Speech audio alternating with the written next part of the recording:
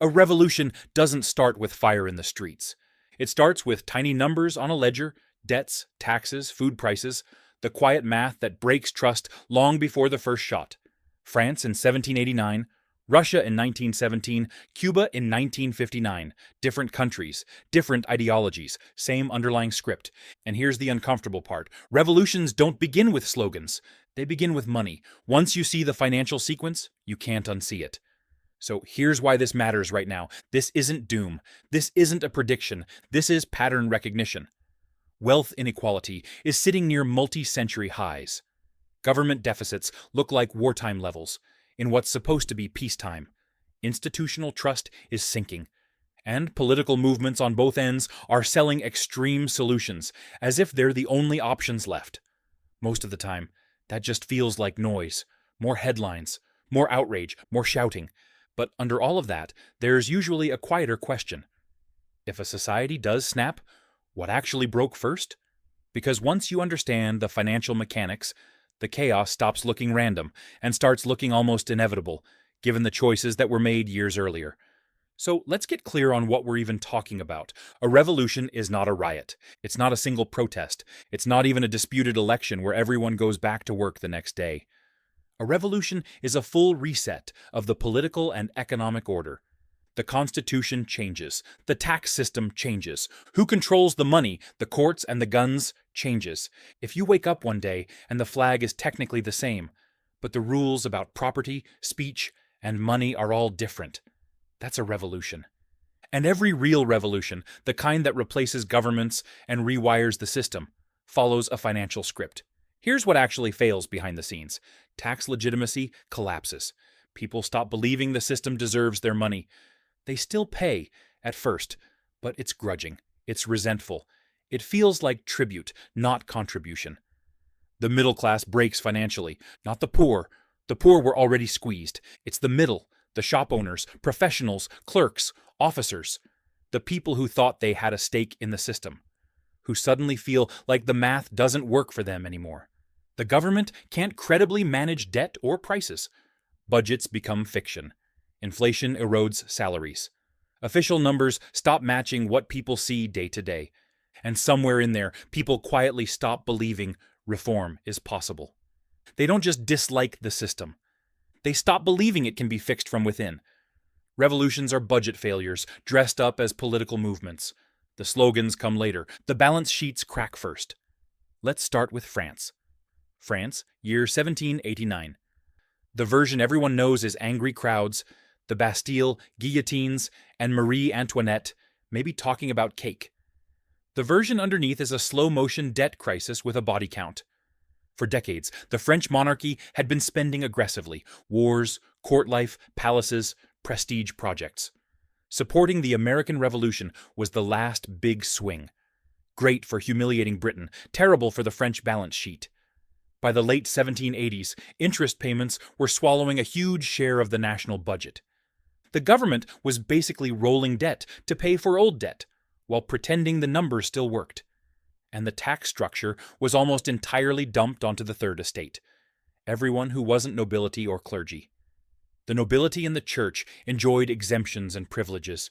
The people who actually did the work and paid the taxes had almost no political power over how that money was used. Then the weather turned against them. A series of poor harvests hit. Bread, the core calorie of the French diet, suddenly cost far more than most families could handle.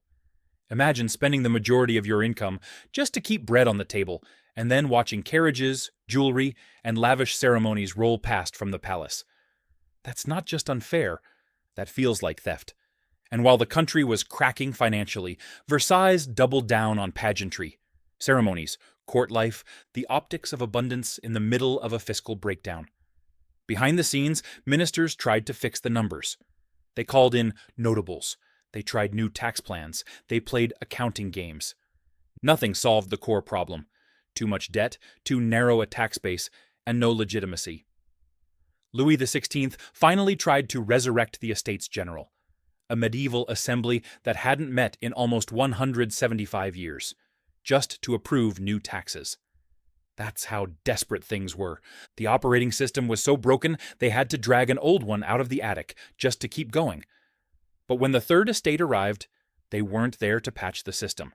They were there to renegotiate their status in it. When they were blocked, they declared themselves the National Assembly and claimed they represented the nation. Within months, centuries of political order were gone. The guillotine wasn't built out of ideology. It was built out of bad balance sheets, rigged taxes, and a ruling class that looked rich while everyone else starved. The rage was emotional. The trigger was financial. Now jump to Russia. Russia, 1917. Different continent, different ideology, same financial backbone. Russia was still running a quasi-feudal wealth structure. The Tsar and aristocracy owned land and resources at massive scale. Peasants, who made up the majority of the country, lived with almost no security, little land, and crushing obligations. Then World War I hit. The war effort exposed just how fragile the system really was. Military spending surged. The state printed money to keep up. Inflation spiraled, food shortages spread from the countryside to the cities, railroads and transport networks buckled under the load. Grain couldn't move where it needed to go. Factories struggled with supplies. In the cities, workers stood in long bread lines. In the countryside, peasants watched grain requisitions strip their villages. At the front, soldiers weren't being paid reliably. They weren't being fed properly. They weren't being supplied with adequate boots, weapons, or ammunition. So they started doing the math. Why die for a government that couldn't feed them, couldn't pay them, and couldn't even explain what victory looked like? Units deserted. Others refused orders. Some drifted into revolutionary councils, the Soviets, that were forming in the cities. Not because they suddenly became expert Marxist theorists, but because the old system had clearly stopped working for them. Revolutions almost never win their way in. Governments lose their way out by failing to fund obedience. The Tsar's regime didn't fall because Lenin was a one-in-a-million strategic genius. It fell because the treasury was strained, logistics were failing, and the guys with guns stopped showing up for the old order. In February, protests, strikes, and mutinies toppled the monarchy. By the time Lenin and the Bolsheviks seized power in October, they weren't knocking over a strong state. They were stepping into a vacuum. Once a government can't fund its monopoly on force, salaries, food, pensions, logistics, the revolution is already over. The paperwork just hasn't caught up. Now let's talk about Cuba, 1959, closer to the present and financially even clearer. By the 1950s, Cuba's economy was tightly wired into American capital. Havana had become a playground for tourists, casinos, and foreign money. Sugar dominated exports. Rural poverty was crushing, especially away from the postcard beaches. The upside of growth flowed to a tiny local elite and foreign investors. Everyone else saw just enough change to stay hopeful, but not enough to feel secure. Fulgencio Batista ran the country like a kleptocracy. The state was held together by a mix of police, intelligence services, and patronage networks. It wasn't funded by a broad, healthy tax base. It was funded by graft, kickbacks, and external support. Meanwhile, the Cuban middle class, teachers, doctors, small business owners, professionals, watched this and slowly radicalized. They saw corruption not as an occasional bug, but as the operating system. And here's the fatal stage in almost every revolution. When the people who should be defending the system, officers, professionals, administrators, start wanting it gone instead. Castro didn't win just because of guerrilla warfare in the mountains. He won because his movement became a vessel for disillusioned middle-class support. By the time the United States quietly stepped back from Batista, his regime was already brittle. When pressure came, it didn't bend, it snapped. The collapse looked sudden. The buildup took years. Revolutions ignite when the people paying the taxes and doing the skilled work decide the system no longer deserves their contribution. So what ties all of this together? Strip away the flags, the leaders, the slogans, and you see the same financial sequence. Stage 1 is concentrated wealth and visible privilege. A tiny group captures the gains, and everyone else can see it in daily life, not in charts, but in who lives where, who drives what, who gets away with what. Stage 2 is corruption and governance failure. Basic services rot. Roads, courts, schools, permits all start to feel slow, arbitrary, or rigged. People learn that connections matter more than rules.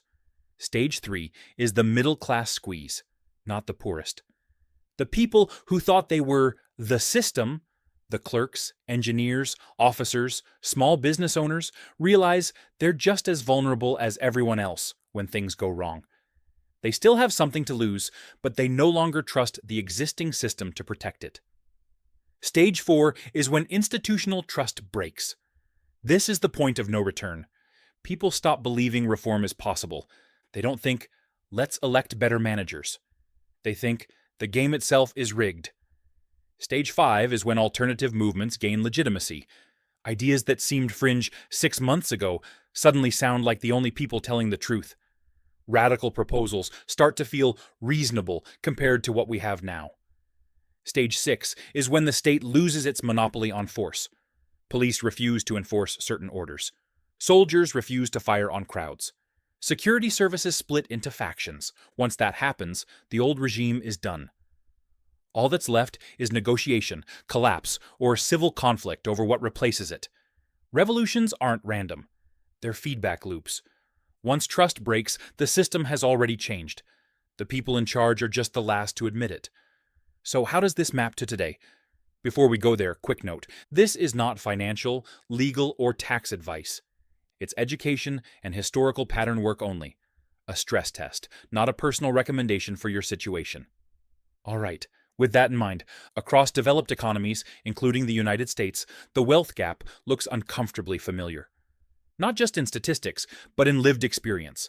Housing costs, healthcare bills, education, and the sense that some people always land on their feet, no matter what happens.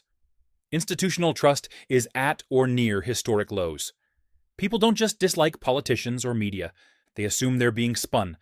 Deficits look like wartime levels, even in years without a declared war. Debt service costs are climbing as both interest rates and total debt stay high. More and more of the budget is locked into just paying for the past.